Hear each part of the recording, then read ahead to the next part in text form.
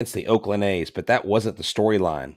It was Lance McCullers Day. It was Astros Hall of Fame Day. Terry Poole, Tal Smith.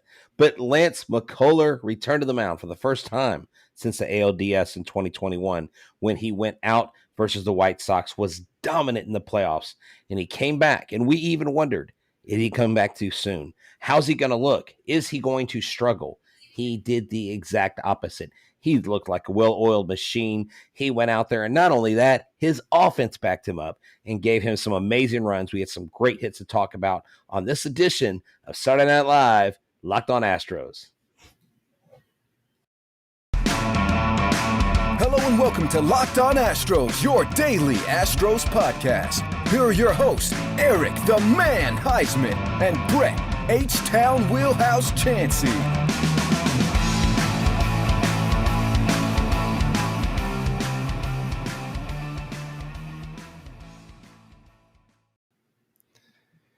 We are Locked On Houston Astros, and we hope that you join us for a daily Locked On Astros podcast. My name is Eric Huysman. You can find me on Twitter at Eric Talk Stros. Find the show at Locked On Astros, your team every day. This was an impressive game. I mean, who knew what was going to happen with Lance McCullers coming back? I know in his last AAA game, he pitched 5 innings and threw 86 pitches, and they decided, what's another AAA start going to do? Why not just give him a shot, see what he can do in this game? And wow, who knew that he could come back and do what he did today? 6 innings, shutout baseball. And this was the Lance of old. I know he walked 4 batters, but he just looked impressive. He just looked like he's been here all year, had 5 strikeouts, only allowed 2 hits. And if this is the Lance McCullers we've got for the playoffs, wow. That's all. Yeah, exactly. Exactly. He used his sinker and his curve the most. He used them 54% of the time. He got a strike rate 67% of the time on his curveball and 55% of the time on his sinker and also on his slider, although he only threw it 17%. He got 75% strike rate on that. He averaged from 93 all the way down to 86.9 on his cutter. He threw his sinker, his curve, his slider, his change, and his cutter tonight. And Eric, he looked great on the mound. He had it. There were actually 2 strikeouts. There were 2 pitches I felt like he should have gotten another couple strikeouts on. They were marginal pitches at best, but I think another umpire probably would have called them strikes. So maybe you tally 2 more strikeouts on his proverbial record today. That just, adds to it. What a fun game. It was the Astros Hall of Fame game, Terry Poole. And if y'all were watching the broadcast and you don't know how great Terry Poole was when he played, I mean, this guy, Eric, I found out was the Cincinnati Reds tried to sign him at the age of 15 and they couldn't because he was so young. And the reason why I talk about that is, Lance McCullers was a phenom coming out of high school and he's been maligned with injuries, but we've seen him at his best. We've seen him when he's been injured. We've seen him work through injuries. And I think this time may be different, Eric. I really think this Lance McCullers going into the postseason, if you can get him ramped up and you have Justin Verlander, this team is going to be very difficult to beat because by far, I would say they have the best rotation in baseball right now if they were to go in the playoffs and if Lance McCullers continues to progress. Yeah, and so I know the Astros are going with the 6-man rotation for now. This is going to help Justin Verlander. This will help a lot of the guys stay fresh for October. Who knows? In October, you typically only need 4 starters, so somebody's going to be moved to the bullpen. Somebody like Christian Javier would be perfect for the bullpen. We've seen somebody like Urquidy pitch out of the bullpen and out of rotation, especially once you get to ALCS World Series. You might need 5 starters, but definitely in ALDS, you likely only need 4 starters. So this is definitely something that with McCullers basically resting all season, he's built up his arm strength. How many pitches did he throw today?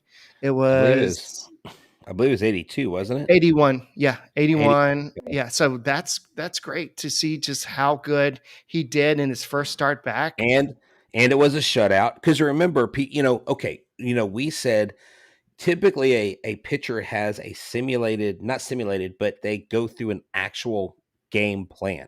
Like they have a game plan handed down to them from the major leagues, or like this is what we're going to do.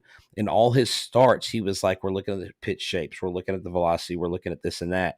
And we both wondered, is it too early? And I mean, Eric, I was wrong. It obviously wasn't too early. And they have a 6-man rotation, and that's what gives him enough cover too, Eric. Now, they did option Seth Martinez, like you had mentioned on the show. Seth was a little disappointed, but I think he understands it. I think when rosters expand, they will add him back for sure, because he didn't get sent down because there was anything wrong. He had to make room for LMJ to get back on the mound. And just what a great game, what a great atmosphere. And for his offense, for guys like Kyle Tucker to start coming alive, and Alex Bregman and Trey Mancini to get 3 hits today. I mean, those are things we need to make sure that we hit on today, because that was a great lineup today. I loved it. And I mean, just wow, what a fun game to watch. I mean, this is probably the best lineup that Dusty Baker can put out there. And I know that you see a lot of us have been pushing for Trey Mancini to play left field, but all we've heard is that he's a bad left fielder or he's a bad outfielder all around. I know that since he's gotten here, he started working with Gary Pettis in outfield, and Gary Pettis has been known for his working with Astros outfielders, trying to make them better and just overall baseball players.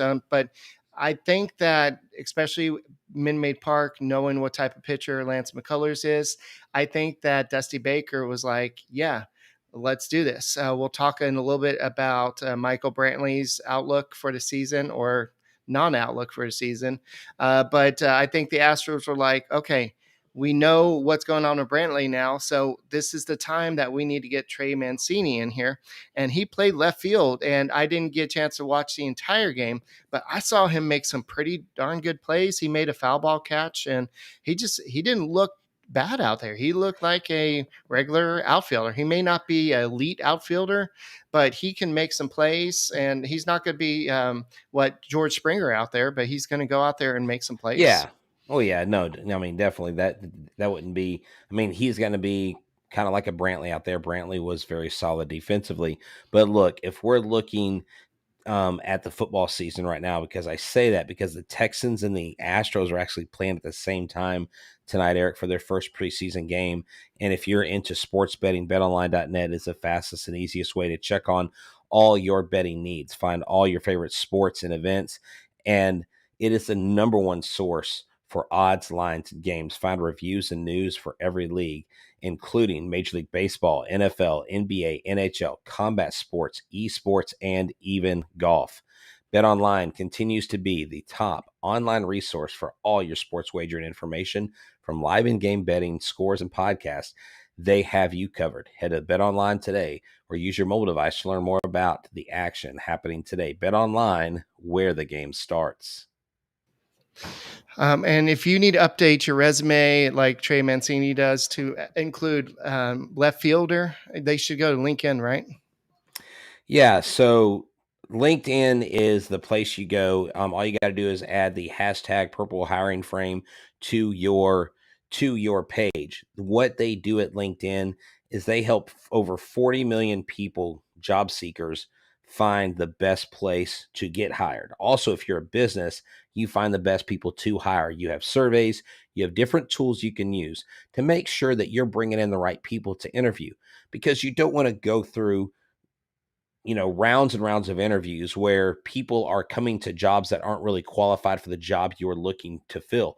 So LinkedIn provides you tools. They have all the information you need, and it gets your word out there. And it's the number one place, the number one source for job seekers that are out there. So right now, I want you to go to LinkedIn/LockedOnMLB, LinkedIn/LockedOnMLB, and go find out what they have for you today. There are some exceptions with this special. All right. So Michael Doodley brings up a good point that Ledmus Diaz needs to be in the lineup too. Yes, I agree with that. Ledmus Diaz needs to be in the lineup. Trey Mancini, especially after going for 3 for 3 today, or 3 for 4 today, with the big double. And you had Chas McCormick, and then you also have Kyle Tucker with a triple there as well. So it just was a cool experience to see them going. But if you're looking at the optimal lineup, just having Chas McCormick in center field is something that we've talked about. Yeah. Just having him out there, but Diaz, Mancini, whoever in left field, then always having Alvarez as DH. Yuli Gurriel has been on fire recently. He's creeping up to that 700 OPS, even though Dusty Baker says OPS doesn't matter. That's a fan stat. But just looking at the Astros had 12 hits today, 8 runs. It was just like it feels nice to just see the Astros go out there and score runs, especially against a team like the A's that have really over the past 6 or 7 games against them, not including yesterday's game, they've really dominated the Astros. So to see this kind of change, this shift in momentum, that means a lot to the Astros, especially seeing the Yankees. I don't know what they did today, but I know on Friday night they lost, and so They were. Good. They were tied last time I looked. And I mean, we can look and update it before the end of the show.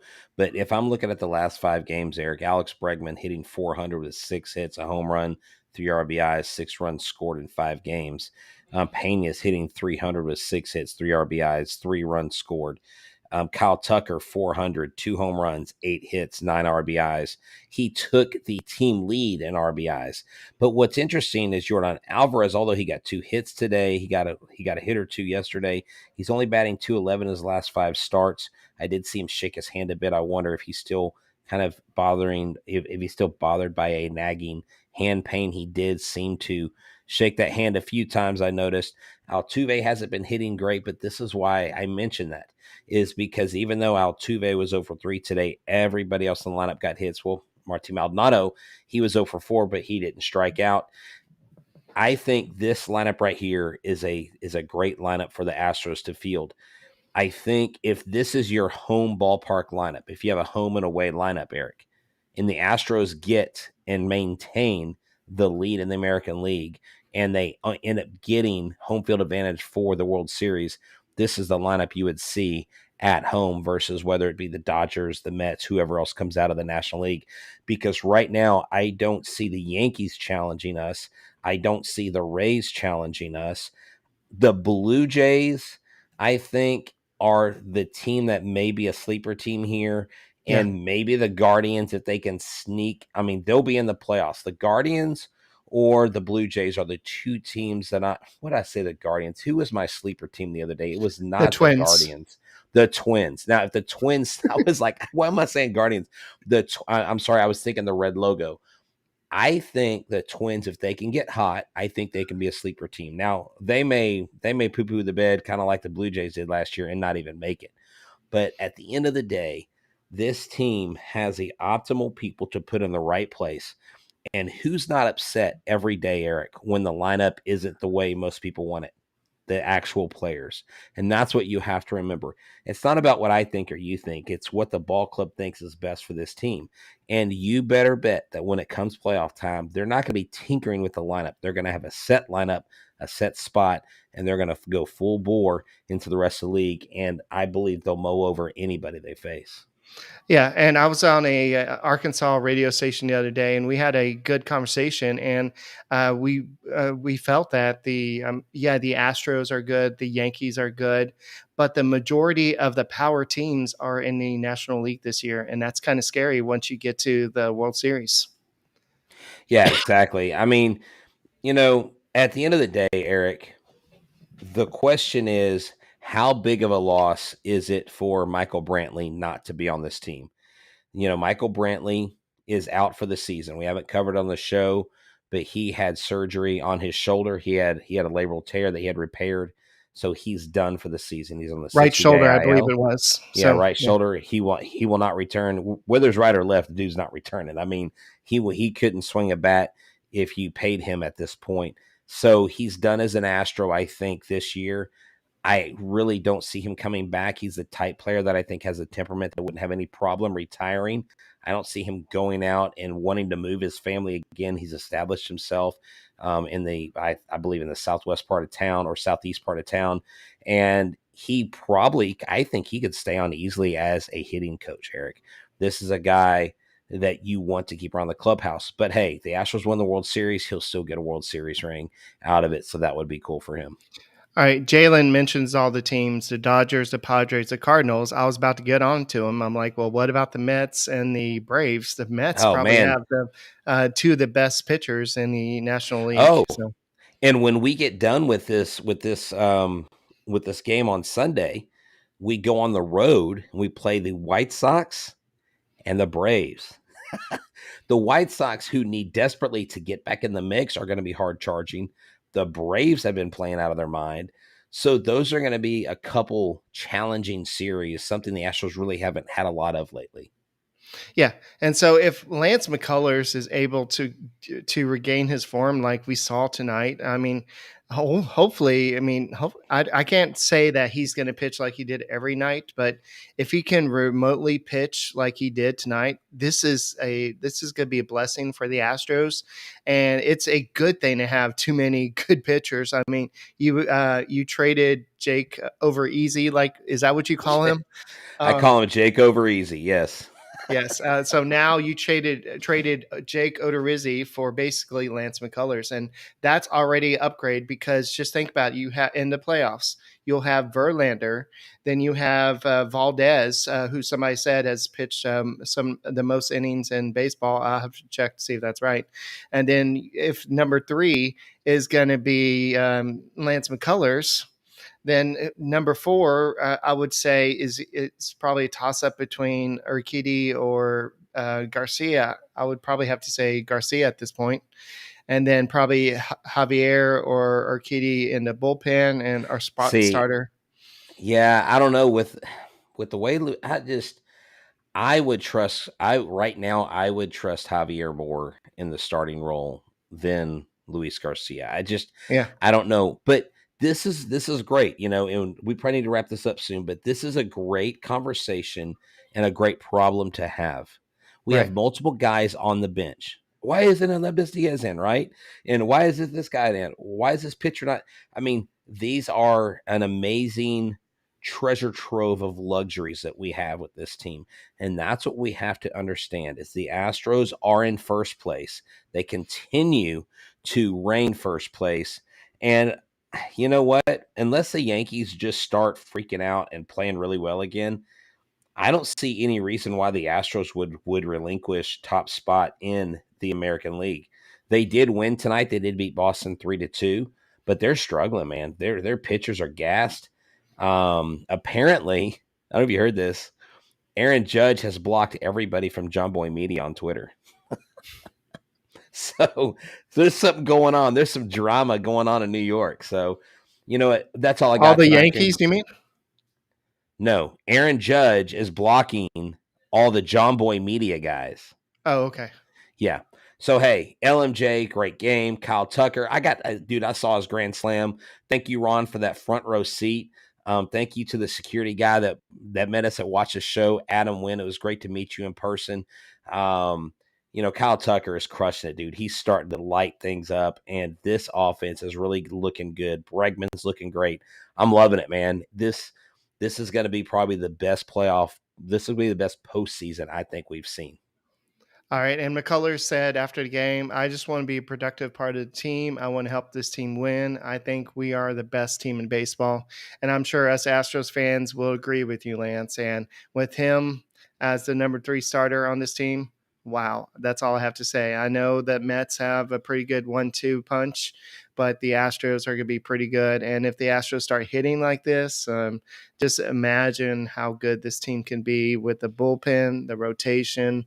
This team, watch out, guys. So as Brett has the little bobblehead there, Lance McCullers, welcome back, and it's great to have you back around. And that's all we got for this special edition of the Locked On Astros podcast. Make sure you subscribe to us on YouTube. Just go press that little red button and go and give us a like. If you're watching this, we have 163 people. 177 now. Go ahead and give us a like, and go ahead and go back and rewatch this podcast, and go ahead and listen. Make us your first listen on Apple, Odyssey, Spotify, wherever you listen to podcast. And Ghost Rose will be back tomorrow night with another Locked On Astros. My name is Eric Huysman. He is Brett H. Down Wheelhouse, and we are the Locked On Astros podcast. Go Astros. Bury me in the 8.